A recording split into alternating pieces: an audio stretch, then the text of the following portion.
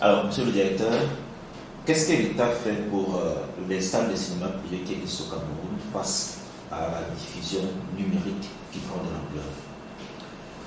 Je vais vous dire d'ailleurs, l'accompagnement de l'État est statutaire et c'est automatique.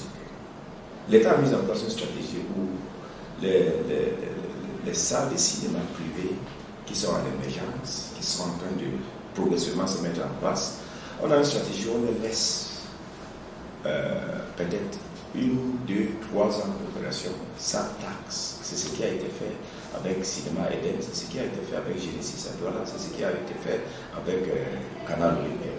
On les laisse 2 ans d'opération sans exiger, n'est-ce pas, le paiement. À l'heure actuelle, et ils ont déposé une plainte.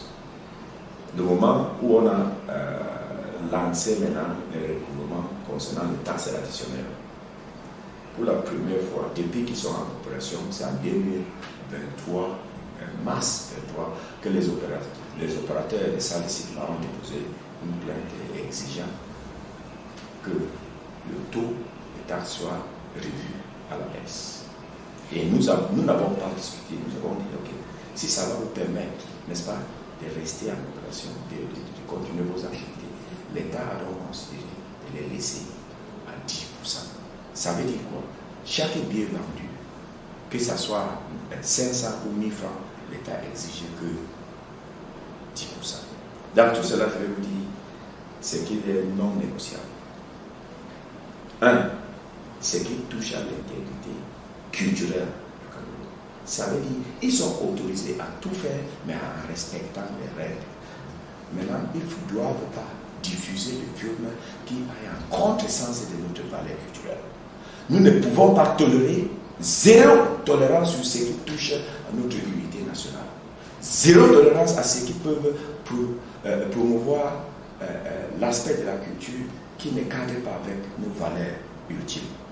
Sinon, l'État est en train de les accompagner. Et je veux même aller un peu plus loin, parce que progressivement, le ministère des Arts et Culture a mis en place une stratégie pour les partenariats publics-privés, pour attirer les privés qui s'intéressent à investir dans le domaine du cinéma. Et précisément, nous avons estimé que ça peut être un peu plus durable si les salles sont installées dans les différentes communes.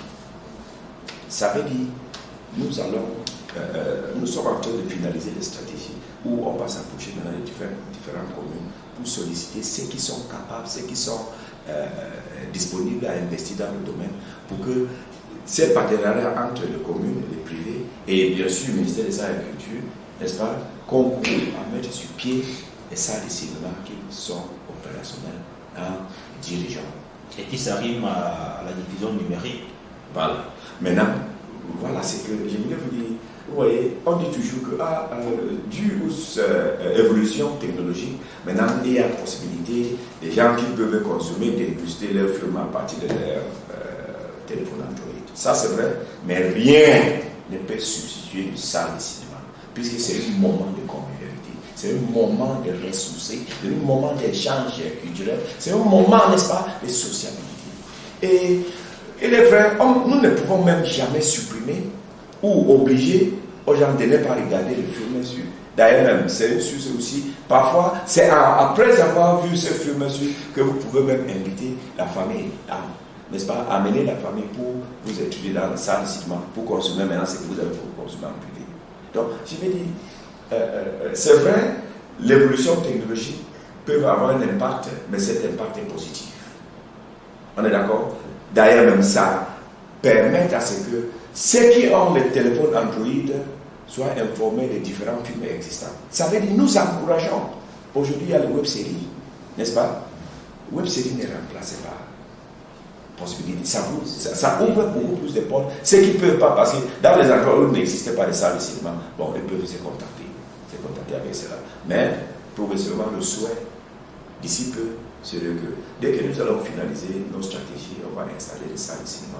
Bon, pas installer en tant que oui, on va simplement permettre à ce que les investisseurs culturels qui s'intéressent vont s'approcher de nous. Bon, on est en train de déployer une équipe qui va se retrouver sur le terrain en train de chaque région pour identifier les élites de chaque région qui ont cette possibilité d'investir. Maintenant, c'est joindre à ces différentes, je vais dire communes, n'est-ce pas, pour installer ça. Là, ça sera durable.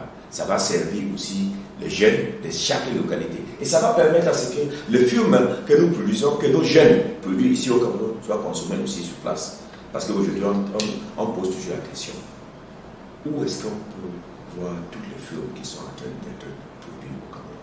La réponse est, on va les voir sur place pour le moment venu. Pour le moment, on est en train d'encourager les salles existantes et de persévérer. Le moment venu, dès qu'ils auront réussi à démontrer la rentabilité de ces domaines et l'impact mesurable de leurs activités, c'est à ce temps aussi que les cinéastes vont comprendre qu'il faut, payer les taxes qu'il faut concernant la prise de vue, autorisation de production et visa d'exploitation. C'est tout cela que nous mettons ensemble, on le met à l'État et l'État les appelle pour dire voici ces petites contributions que nous faisons pour vous encourager. Merci.